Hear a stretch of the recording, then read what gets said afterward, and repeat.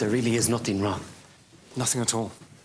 She's a healthy young woman going through a very normal and natural process. Thank you, Doctor. Of course, I'm not going to bother him until after the baby's born.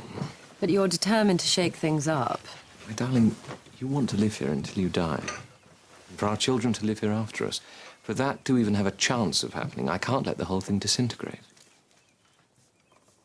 When are you seeing Bates? 3 o'clock, milady. I'll be back before you want to change.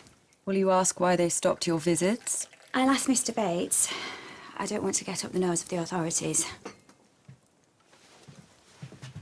I'm going downstairs, and I swear not to start on Robert. You better ask Mr. Barrow.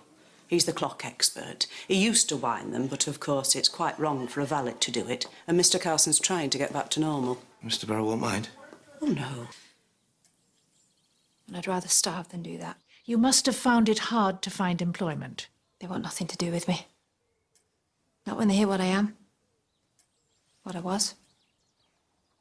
And I won't lie. You see, I thought you might work here for a while. See, don't, whatever you do, feel anxious. I know all men spend their youth terrified of making a girl pregnant if they so much as look at her, but I can assure you the process is often slow. I can run a test if you wish. I don't know. I thought Edith's letter to the Times was very interesting. Don't bother, Matthew. I'm always a failure in this family.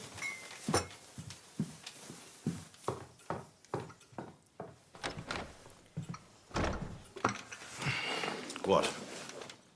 Lots of people write for the papers and magazines now. The sons and even daughters of people you know. Mostly drug fiends and sewers. Edith must do something, Robert. They want to make a fool of her. I can't allow that. When you're a father, you'll understand. But doesn't it make a difference? Before you accuse me of hypocrisy and cant, I ask you this. Would you invite an ex-prostitute to come here, to live and work alongside the other maids? Right. Thank you. Now, the only question is, what should we do about it? Can't we see nothing for now? Don't you two ever get bored of clogging up the kitchen? I finish now, honest. Then go to bed? No, run along to the servants' hall. I'll make some cocoa. There's quite a few. We'll wait up till we know the baby's safe. Suppose. Daisy, there's nothing wrong with one-sided loving. You should know that if anyone does. It's not Alfred's fault, it's not your fault, it's not Ivy's fault. The way she flirts. Well, she's young and she's away from home. Anyway, I don't think she's any more successful than you are. No. When Alfred follows around with a face like a basset hound. Who says she cares about Alfred? Mrs. Rose in the village has just had a baby and she's volunteered to nurse the child. Good. And I suppose she'll stay here. Not for long. The doctor's sending up a pamphlet on feeding babies with something called the percentage method. Boiled milk, water, honey, orange juice, that kind of thing. I'll take care of it.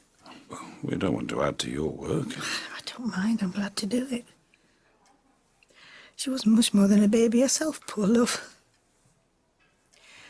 And I think how I taught her to cook.